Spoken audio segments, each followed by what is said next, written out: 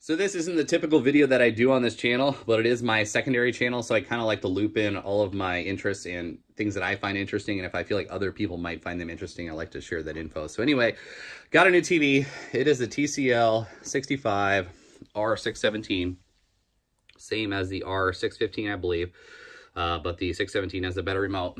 There are a lot of videos of this one out on YouTube, but pretty much all of them are the 55-inch, so they're the 55R617. So adult human chair for scale, big old box. Bought this on Amazon right around Black Friday. Went for $9.99, and I've seen them drop to $9.49 the past week. So look around, you might find some better deals than I did. I just bought it because I didn't want to wait. I wanted it for this weekend, and I got it, so I'm pumped. 4K HDR. It has the white color gamut, bunch of stuff. The 55-inch is touted as being the best, like 600, I think they go for like 600, 650-ish. Usually like the best TV you can get for $600 or less. They're considered a budget TV, and while they are a budget TV, I would definitely agree with that. There are a couple notes I wanted to make. So anyway, let's transition over to the actual TV now that I have it out and set up, and give you some ideas and some thoughts. My TV stand's kind of looking small now. I got a 59-inch wide TV stand, I believe, and it's almost too big. But the stand says it will do a 65-inch TV. So it does fit. Looks so much better than my 40. And while I do have the lights on in the back, and I have the lights on all around, you can see my reflection here in the TV. It does have a little bit of a reflection here, a little bit of a shine on the screen when you get the lights going, so I think the higher end models will perform better. But even with that said, my Sony Bravia 40-inch, which is like 9, maybe 10 years old, that's what this is replacing, is not even near as good as this. So it's funny to me how you can take a TV that's 9 years old, and at the time probably was $1,200, $1,400, and replace it with a sub $1,000 TV from 2018, and just how much better this TV is. It's just astonishing.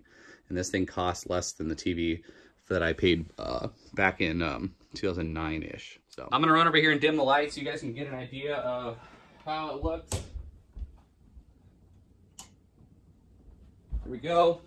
Lights are dim. Let's power this hoss on and give you guys an idea of how it looks. I've been pretty impressed with this thing.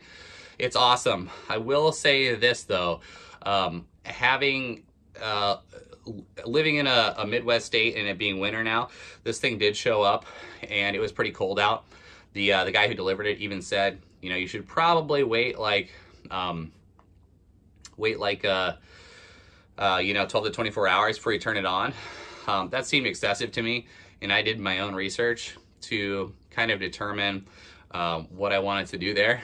And I was gonna wait a couple hours, but I plugged this thing in at about 45 minutes after it been arrived, so a little under an hour, and it automatically powered on. So I was thinking it may require a manual start from the remote or from a push button, but no, it did just turn on as soon as I plugged it in and did the setup, and everything's been fine, no issues. But yeah, if you're receiving and getting this delivered in cold weather, it might be something to keep in mind. Getting the camera a bit closer here so you can see, as always, the camera is never going to capture the full quality of the TV. So anytime you're watching videos of TVs online, don't get discouraged by how it looks on the video, because the video quality is always going to be diminishing the actual quality of the TV. So it looks much better than you're actually seeing it in the camera here, but did want to flip through here. So it does have the Roku. This is built-in Roku.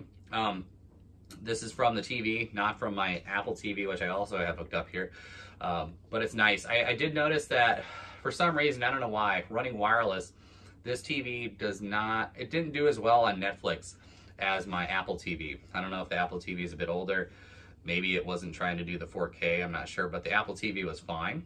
And I actually ended up wiring this up and running an Ethernet cable to it, and it's been great since then. So our wireless isn't great in the house anyway, but you know, it is what it is. So jump back here out of Netflix and show you guys some other stuff. So here's my search for dirty screen effect test. I'm just gonna select the first video here. It has like 20,000 views. This is going to kind of show you what I'm talking about. Again, you're not going to get the full effect here, but I have heard some complaints with this TV, specifically the 55-inch, because that's what most people have online for whatever reason, whether they're just buying that one because it's a good value, or because that's what TCL is sending them when they're doing this for, like, you know, their own videos for their own channel and stuff like that. I have seen some pretty bad looking dirty screen tests out there from the TCLs, specifically the R617s. And while this one, again, it is a 65, it does have a little bit of a dirty screen effect. I'm not sure if you're going to be able to pick it up in the camera. It's not near as bad as some of the TCLs I've seen out there. So I think I got a good one. It does have a little bit of a dirty screen effect though. So again, you can probably pick it up in the camera here, but it's not, again, it's not near as bad as some of the other TCLs out there. So I think even though this is kind of a con to this TV, if you're watching a lot of sports, especially, like, obviously you can tell here hockey, it may not be the best TV for you in that case, but if you're doing movies and gaming, it's really a non-issue. So for me, that's perfect. I will also note that the sound on this TV, like most modern flat screen TVs, is pretty bad. The audio is not great. You really have to spend a lot of money if you want to get good audio from a modern flat screen television. So one of the things you can do, which I have went ahead and done, is disable the audio on this. So I'm actually turning on my little sound bar down below right now, and you should probably hear the clicks from the menu going through here now. Let me jump over here. But if you go to, yeah, let me turn that down, it's a little too loud. If you go in here, you can disable the audio. So I have, here you can see here, I have the TV speakers disabled because I just don't want to mess with them. They weren't great. I already have the sound bar, obviously, so I'm going to use it. In fact, I would say if you're spending the money on this TV, it is a budget type option. It's probably a good idea to spend a bit of money on the on some type of a sound bar, and I just have like a sound bar up front and then a sub kind of behind the couch back here. So it's awesome with that. I think most people don't buy these TVs for their audio quality though. So even though that is a downside of something like this, I think most people are probably bypassing that anyway. 4K on this is pretty awesome. I've been playing some 4K movies and they've been looking good. I was watching the Lost in Space on Netflix the other day. I'm pretty sure that's 4K. I know it's Dolby Vision. This TV does have Dolby Vision again, and it looks awesome. I love it. There's obviously some settings you can adjust within the brightness by, you know, change the quality to make the picture better depending on your environment and stuff like that. And there's a lot of information out there about the TCLs and as far as like the specific settings. So if you want to know like some recommended settings, or at least get you a good baseline as far as where to set the brightness, the backlighting, the contrast and all that, there's a lot of information out there about these TVs because they are so popular. They're just kind of in that nice little budget price range and you're getting a lot of performance for the money. So I'm jumping into 4K Spotlight, whatever that is. I don't even know.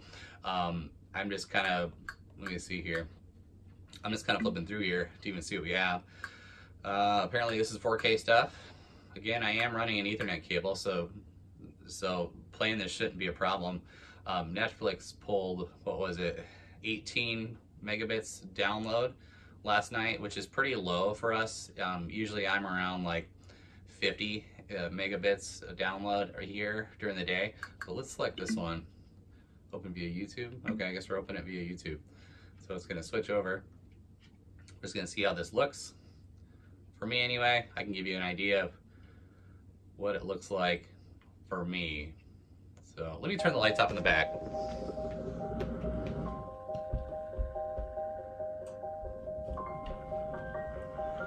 That looks pretty awesome. I'm gonna pause it here for a second.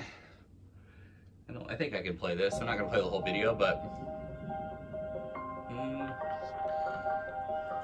this looks pretty cool. I mean, it looks awesome. Let's jump forward here just quick because I don't want to get any copyright issues here. Hitting play, it's loading. Ooh, that's pretty slick. Yeah, this looks amazing. This looks really, really good.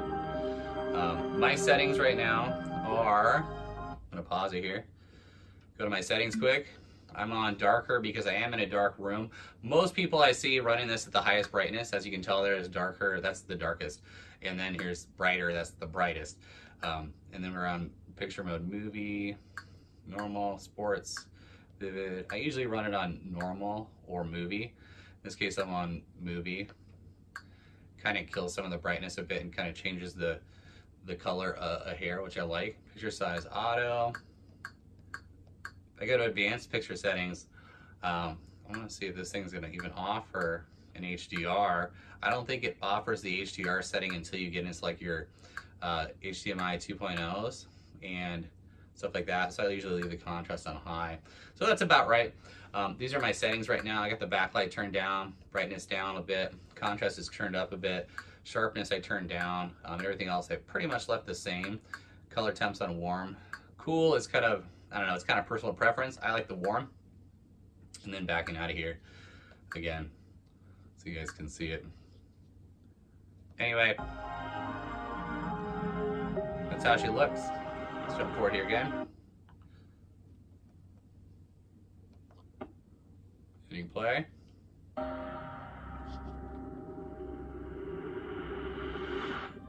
That looks pretty epic. This is so good. Oh man, that's awesome. That's about it, guys. I don't really have any other notes there. I don't want to turn this into a super long video. There's no real reason for it. Kind of just wanted to share some thoughts and show you guys the 65-inch because, again, most people are showing the 55-inch. That seems to be the most popular. And I would say that even though you're still spending, you're spending a bit more for the 65-inch, your price kind of goes up per inch once you get above that. Well, any mark really, I think it's the bigger you go, the more you're going to spend, relatively speaking. So again, I think this might be one of the best, still, if not the best, sub $1,000 TVs. You're just right under that $1,000 mark, and if you can get this for like a good Black Friday deal or any sales, I think it's going to be hard to beat if you're not watching a ton of sports. A lot of video gamers are loving this TV. It's pretty awesome, and I said it before, I'll say it again. It's astonishing. It's astonishing how good this TV looks relatively compared to my $1,400 TV I bought 9 years ago. And this thing is, you know, sub $1,000 in 2018. It's mind-blowing how good this thing looks. And I'm really happy with the 65-inch size. I'm sitting about 9 foot from this screen. So I'm glad I went with, really glad I went with the 65 over the 55. So this Amazon Prime menu honestly looks like garbage. It's very, very gritty and maybe a little, yeah, the picture quality is not the best. Obviously, it's just a menu, but I did want to note that. So if you guys have any questions, put them down below. I think I'll probably do another video or two with maybe an Xbox One X running true full-on 4K and give you guys some impressions on it. I'm curious to see how it does with the HDMR. And another note actually I wanted to make here is that TCL appears to be one of a few brands who are actually advertising and sharing how many local dimming zones these TVs have. So the 55-inch, if I remember right, has 96 local dimming zones, and the 65 has, I think it's 120. So to me, it seems like that's a lot of local dimming zones based off of some of the other TVs I've seen in general. But I think as far as the price for this thing goes, I don't know if there's anything out there that has that many local dimming zones. The 55-inch, relatively speaking, has more dimming zones relative to its size compared to the 65-inch, but they're both pretty close. So again, 120 local dimming zones on the 65-inch TV.